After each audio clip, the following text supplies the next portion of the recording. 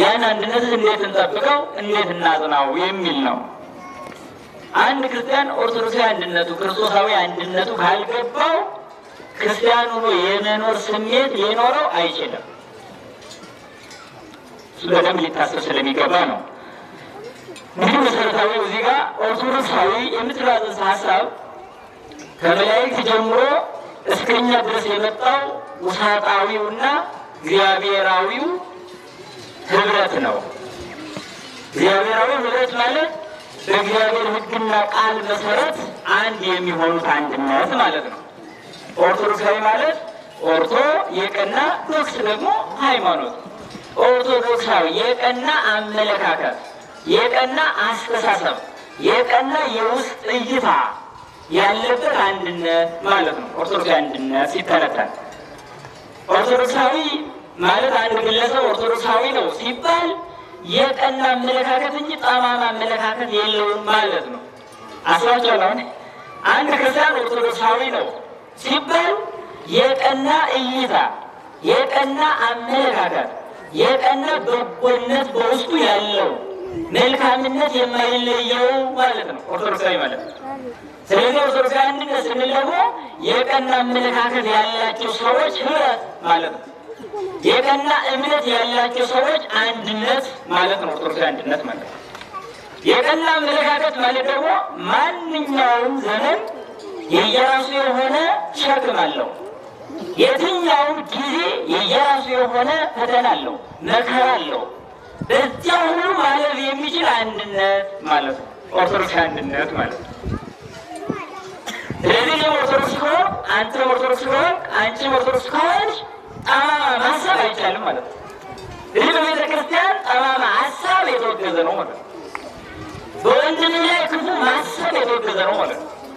በሀገር ላይ ክፉ ማሰብ የተወገዘ ነው ማለት ነው። አብሮ ከሚሰራ ጓደኛ ጋር ጠማማ ምልከታ ይዘህ ሰው ላጥፋ ብለህ የምትነሳበት ምንም አይነት እይታ የለም ማለት ነው። ለምን? ኦርቶዶክሳዊ ስለሆንክ ማለት ነው። ስለዚህ ኦርቶዶክሳዊ አንድነት ማለት የጾታ፣ የቋንቋ፣ የቦታ፣ የዘር፣ የአካባቢ መልክዓ ምድራዊ የአቀማመጥ ልዩነት የማይለየው ህብረት ማለት ነው ኦርቶዶክሳዊ አንድነት ማለት ነው። የመጀመሪያዎቹ አማኞች መላእክት ናቸው። የመጀመሪያዎቹ አንድነትን የጠበቁ መላእክት ናቸው። በዚያ በመላእክት ዓለም የተፈጠረው ፈተና የሚለያይ ፈተና ነበረ። ነገር ግን የቀና አመለካከት ባላቸው የቀና እይታ ባላቸው መላእክት አንድነቱ ቀጠለ። አንድነቱን የማይፈልጉት ደግሞ ለመጨረሻ ጊዜ ተለዩ።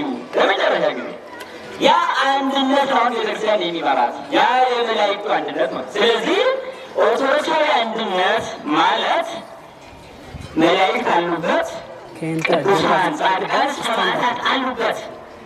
እናታችን አሁን በዘመናችን ያለን የቤተክርስቲያን አገልጋዮች፣ ካህናት፣ ዲያቆናት፣ ዘማሪያን፣ ምዕመናት፣ ሴት ወንድ ሁሉ አሉበት። ይህ ሁሉ ህብረት ነው ኦርቶዶክሳዊ አንድነት ወይም ህብረት የሚባለው። አስባችኋል? እኛ ያለንበት አንድነት የመላእክት አንድነት ነው ሲባል ምስጢሩ ምን ያህል ከፍተኛ እንደሆነ ልብ ብለሃል? ምድራውያን ፖለቲከኞች የሚፈጥሩት አይነት አንድነት አይደለም። በጣም ልዩነት አለው። ለምሳሌ በዓለም ላይ ያለ የፖለቲካ ንቅናቄ ጊዜያዊ አንድነት ነው ሊኖር የሚችለው።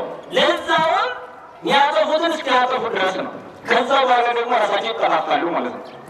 አየህ፣ የእኛ አንድነት ከዚህ ይለያል ማለት ነው። በጣም ማስተዋል ያስፈልጋል። ለዚህ ነው የዓለም ሀያላን በአንድ የሆነ ነገር ይጀምራሉ፣ በመለያየት ይጨርሳሉ። በመተላለቅ፣ በመተናረድ፣ በመጠፋፋት ይጨርሳሉ። አንድነቱ ኦርቶዶክሳዊ አይደለማ። አየህ፣ ምክንያቱም አጋንንትም ለማጥፋት አንድነት አላቸዋ። አንድነት ሁሉ የቀና አንድነት አይደለም ነው። ስለዚህ ኦርቶዶክሳዊ አንድነት የሚባለው በላይኛው በመናፍስቱ ዓለም ወይንም በረቂቃኑ መላእክት ዓለም የመላእክት ህብረት አለ። በገነት የነፍሳት ህብረት አለ። በብሔረ ሕያዋን እንደነ ሄኖክ እንደነ ኤልያስ ያሉ አሉ። በብሔረ ብፁዓን 1000 ዓመት መኖር የሚችሉ ጸጋ ያላቸው ግን 3 ልጆች የሚወልዱ ኃጢአት የሚባል በሀገራቸው የማይሰራ የሚገርም የብፁዓን ሀገር አለ። የነዛ እንደገና በምድር ላይ ተነሳያን የምንባለው እኛ ነን። ተነሳይ ማለት በነገራችን ላይ በኦርቶዶክሳዊ ሕይወት ውስጥ ዓለም ውስጥ እስካለን ድረስ ፈተና ሊገጥመን ስለሚችል ተነሳይ መሆን የግድ ነው ማለት ነው። ተነሳይ መሆን ማለት ደግሞ የምትጸጸት ሰው መሆን ማለት ነው። በሌላ አነጋገር የምትጸጸት ሰው ሆንክ ማለት የእግዚአብሔር ምሕረት ሁሌም ከአንተ አይለይም ማለት ነው። ክርስቲያኑ የማይጸጸት የእግዚአብሔር ምሕረት ያሉ ክርስቲያኖች፣ ሁለተኛ በገነት ያሉ ጻድቃን እንዲሁም በሃይማኖታቸው ምክንያት ተሰውተው ያለፉ ሰማዕታት ያሉበት፣ ከዛም ሰማያውያን መላእክት ያሉበት፣ ስውራኑ በሙሉ ያሉበት ህብረት ነው ኦርቶዶክሳዊ ህብረት ማለት ይሄ ነው። አንተ ኦርቶዶክስ ነኝ ብለህ ስታስብ በገነት ካሉ ጻድቃን ጋር አንድነት እንዳለ ልታስብ ይገባል ማለት። ከቅዱስ ሚካኤል ከቅዱስ ገብርኤል ጋር አንድነት እንዳለ ልታስብ ይገባል ማለት። ታዲያ መላእክት ካሉበት ህብረት ውስጥ ደግሞ ክፋት ከየት ይመጣል? ተንኮል ከየት ይመጣል? አያችሁ፣ ነገሮችን በምንጣፍንጭነት ራስን ለማሳደግ በምታደርገው ወንድምህን ጥሩ ለማለት በሚባል ቀናተኛ ስሜት አትጎዳም ማለት ነው። አየህ፣ የወንድም ከፍታ በራሱ ለአንተ ደስታ ነው ማለት ነው። በዚህ አንድነት ውስጥ የወንድምህ እንጀራ ማግኘት ለአንተ ደስታ ነው ማለት ነው። ሌላ አነጋገር አየህ፣ በጣም ማስተዋል ይኖርብናል ማለት ነው። ምክንያቱም በአካሉ ላይ የሚቀና የለምና። እግር በእጅ ልትቀና ትችላለች፣ ዓይንስ በጆሮ ሊቀና ይችላል።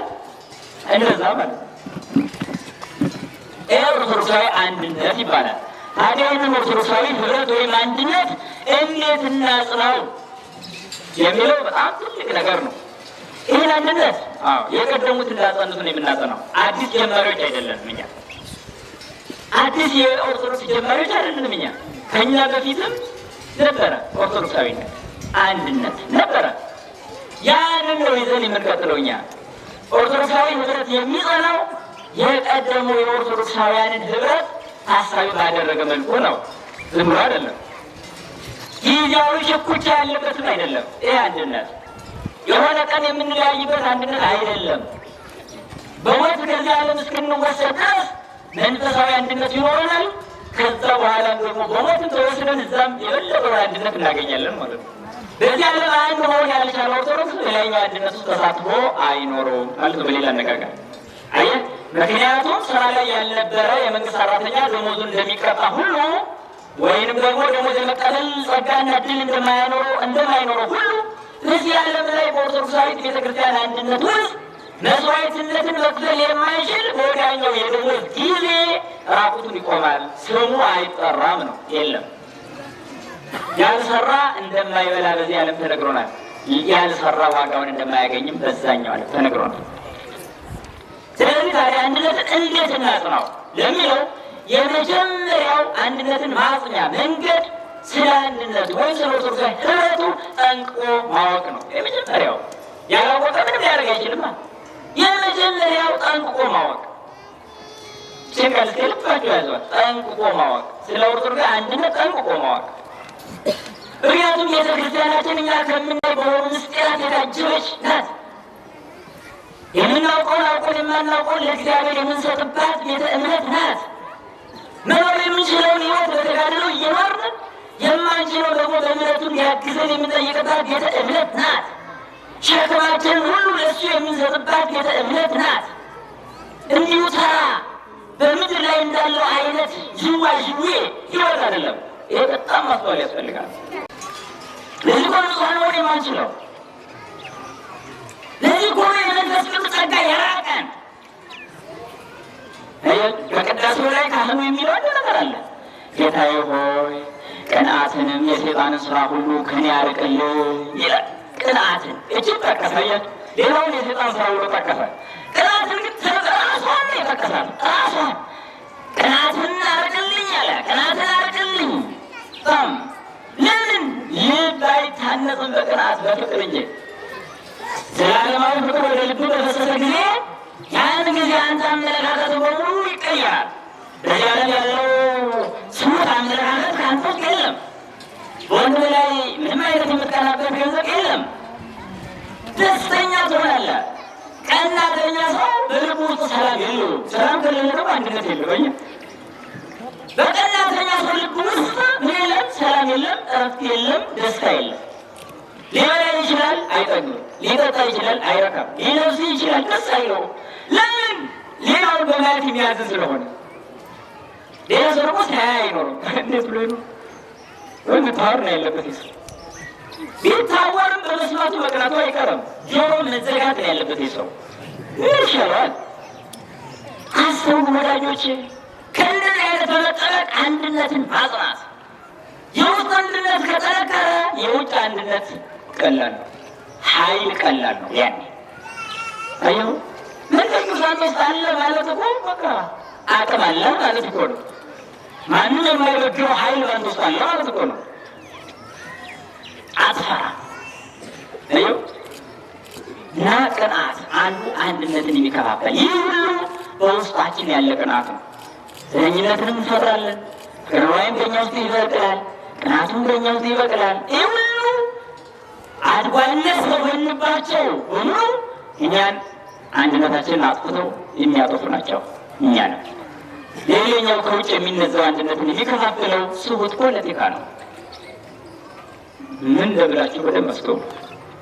ፖለቲካ ማለት በባህሪው ስነ መንግስት፣ ስነ ህዝብ፣ የህዝብና የመንግስት ግንኙነትና የአንድ ሀገር የአመራር ስርዓት ነው አይደል? የዜግነት እኩልነትን ለማክበር የህግ የበላይነትን ለማክበር የተፈጠረ ስነ መንግስታዊ አሰራር ነው። ፖለቲካ ማለት ይሄ ነው። ከጥንት ጀምሮ ፖለቲካ አለ። ስም ተቀይሮ ሊሆን ይችላል እንጂ ቀድሞ ጀምሮ መንግስት አለ። ቀድሞ ገና በኦሪት ጀምሮ ስርወ መንግስት ዳዊት ነው። ሳኦል በክፋቱ ወድቋልና ተቀምጦ ቢነግስም ነገር ግን በክፋቱ እግዚአብሔር ጸጋውን ቀምቶታል። እግዚአብሔር ጸጋ ይሰጣል፣ ጸጋን ይነሳል። አስተውሉ። እና ሳኦል የመቀባት ጸጋ አግኝቶ ነበረ።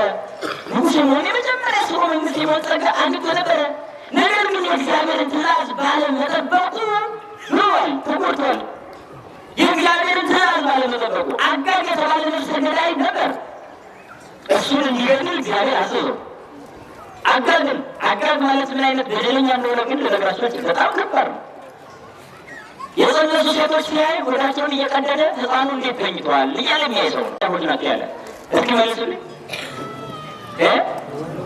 ምን አለችው? ይህን ቃል የተናገረ ማናውቃቸው መድኃኒታችን ኢየሱስ ክርስቶስ ነው። እኔ የወይን ግንድ ነኝ አለ፣ እናንተ ደግሞ ቅርንጫፎች ናችሁ ሆነ። ስለዚህ አሁን ቅርንጫፍ መለያየት አይችልም።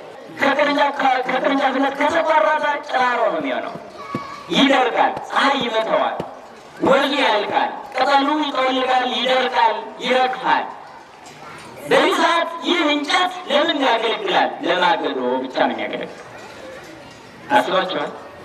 ከግንዱ እስካለ ድረስ ነው ቅጠል የሚኖረው። ቅርንጫፍ ልምላሜ የሚኖረው ከግንዱ እስካለ ድረስ ነው። የግንዱ ኃይል ያን የቅርንጫፉን ኃይል ያመጣዋል። አንድ ክርስቲያንም ከእግዚአብሔር ጋር ሲሆን ነው ኃይል የሚያገኘው። ለዛ ነው በስተን አንድነት የሌለ ስለሆነ በጥቃቅኑ ጠፊዎች ሆነ ማለት ነው። ያቸው ማህበረሰቦች ሁሉ ሳይቀር የምንሸነፍ የምናለቃቀስ አልቃሾች ብቻ ሆነን የቀረነው ጭራሮ ስለሆነ ነው። ሌላ እንዳይመስላችሁ ለዘሩ እንጂ ለእምነት የቆመ ወጣት ስለጠፋ ነው። ምስጢሩ ግልጽ ሊሆን ይገባል። እግዚአብሔር የሌለበት ማህበረሰብ ምንም አይነት ኃይል አያገኝም። በጠላቶች ድል የመደረግ እድሉ በጣም ሰፊ ነው። ስለዚህ አንድነትን የሚያጠፉ ፈተናዎች ይሄ አንዱ የመጀመሪያው ዘረኝነት ነው።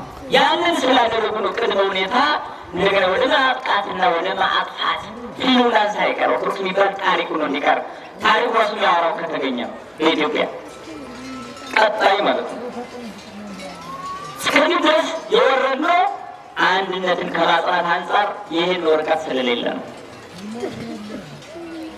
ይህን አንድነት አለ እንዴት እናጽና?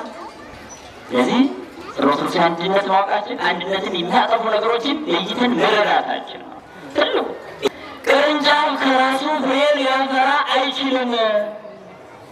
እናንተም ከኔ ጋር እስካልሆናችሁ ድረስ ምንም ልታደርጉ አትችሉ ይላል ቃሉ። በደንብ አድርጉት።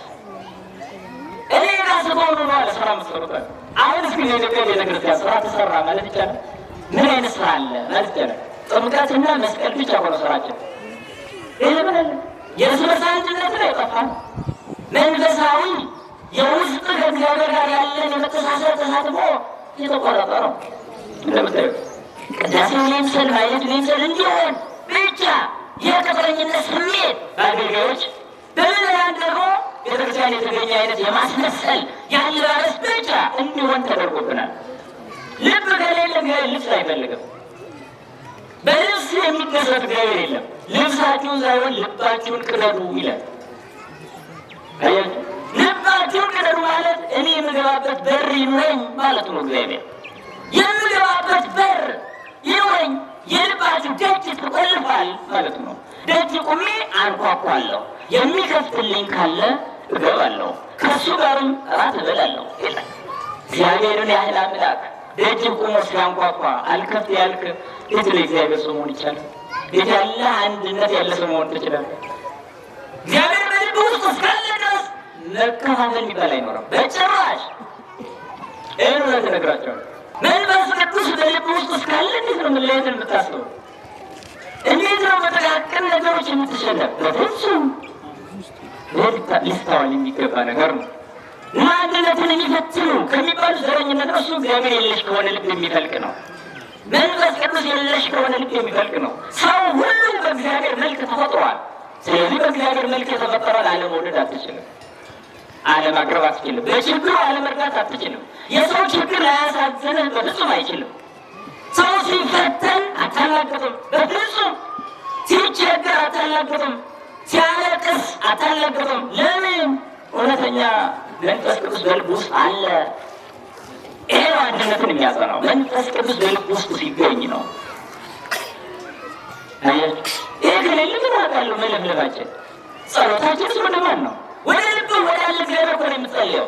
ከሰማይ እንዲወርድ ትጠብቃለህ እግዚአብሔር ነው? ከአሜሪካ እንዲመጣ ወይስ የትኛው ሀገር ሄደ እግዚአብሔር ነው የምትጠይቁት? ወዳጆች ወደ የትኛው እግዚአብሔር ነው የሚጮኸው? ወደ ልባችን እኮ ነው። ልባችን ውስጥ ነው እግዚአብሔር ያለ። ጸሎታችን በሙሉ ተሰሚነት የሚያገኘው በልብ ውስጥ ወዳለ እግዚአብሔር ስትለምን ነው። ከልብ ውጭ ወደ ያለ እግዚአብሔር ወዴት ትጮኻለህ? ይህ አስቸጋሪ ነው፣ አስቸጋሪ ያደርገዋል። ስለዚህ ዘረኝነትን የሚያጠፋ ኃይል የመንፈስ ቅዱስ ኃይል ነው። በመንፈስ ቅዱስ ያልተቀኘን ኑሮ ፍጹም ከዘረኝነት ከመከፋፈል ከመለየት ድሮ አያውቅም። ስለዚህ ነው አንድነትን የሚያጠፉ ነገሮችን መረዳት። አንዱ ዘረኝነት ነው፣ በጣም አጥቂ። ሌላኛው አንድነትን የሚያጠፋው ምንድን ነው ካለ በሰዎች ሁሉ የተዘራ ፍቅረ ንዋይ ነው። ቀላል እንዳይመስላችሁ ፍቅረ ንዋይ ማለት እንዲሁ ባህርያዊ ስሜት የሚገነፍልበት ሰው አይነት ብቻ አስባችሁ የምትሄዱበት አይደለም። ይሄ አደገኛ። ቅዱስ ጳውሎስ እንዲህ በማለት ይናገራል። ገንዘብን መውደድ የክፋት ሁሉ ስር ነው ይላል። የክፋት ሁሉ ስር ነው። አየው። ስለዚህ ገንዘብ አንድነትን ያጠፋል። አንድ ሰው ገንዘብ ወዳጅ ከሆነ ከወንድሙ ጋር አንድ መሆን አይችልም። ከዘመኑ ጋር አንድ መሆን አይችልም። ከቤተክርስቲያን ጋር አንድ መሆን አይችልም። ስለዚህ ገንዘብን መውደድ የእያንዳንዱ ሰው ልብ ይገላብጠዋል። በዚህ ሰዓት አንድነት ገደል ይገባል ማለት ነው። ይህን በመቋቋም አንድነት የሚጸናው በራስ ላይ ያለን የገንዘብ ወዳጅነት ስሜት በመቅራት ለወንድም በማካፈልና ባለን ነገር ላይ እግዚአብሔርን በማመስገን የምትኖርበት ሕይወት ነው ክርስትና። የገንዘብ ወዳጅነት ብዙዎችን ጥሯቸዋል፣ በርካታዎችን ከክርስትና አውጥቷቸዋል። እምነት እንዲቀይሩ አድርጓቸዋል። አንድነትን የሚገነጥል ነገር ተቀብለው የበለጠ ለቤተክርስቲያን ፈተና ጉልበት እንዲሆኑ አድርጓቸዋል። ስለዚህ ፍቅረ ንዋይ አደገኛ ነው። ይህ ማለት ግን ሰው ሰርቶ አያድግም እያልን አይደለም። ገንዘብ ማግኘት መስራት፣ ይሄ ተፈጥሯዊ ነው። ይሄ አስፈላጊም ነው። ትምህርታችንን የሚገድበው አይደለም። ይሄ እምነትን የሚገድብ አይደለም። ሰው ራሱ እንዲያውም ሰርቶ ተለውጦ ኑሮን ማሸነፍ ይኖርበታል። ክርስቲያን ቀጣይ ማጣቱ በራሱ ክርስትና እንዲክድ ያደርገዋል። ሰውን ተሰዳጅ ህዝብ እምነትን መጠበቅ አይችልም። እርዳታ የለመደ ህዝብ እምነትን መጠበቅ አይችልም። ይህን እርግጠኛው የምነግራቸው። እየተሰደድክ እምነት አይጠበቅም። ከባድ ነው። ምክንያቱም የምትሰደዱ ለሃይማኖት ብለህ ሳይሆን ለገንዘብ ብለህ፣ ለእርዳታ ለሆድ ብለህ ስለሆነ ስለ ሆድ ስትል እምነትን መቀየር አይቀርም። አየህ፣ ማተብን መበጠስ አይቀርም። ሰይፍ ሳይመጣ ገና ምክንያቱም ከሰይፍ የሚበልጥ ረሃብ አለ። ከባድ ነው። ይህንን ለማሸነፍ ደግሞ መስራት፣ የራስህን አቅም መገንባት ይኖርብሃል። ይህ ሁልጊዜ ንግግሬ ነው። ኦርቶዶክሶች አስተውሉ። አሁን የሚጫዋቸው እህቶች ቀጣይ ራሳቸው ናቸው ስራው ነው የሚመጡት።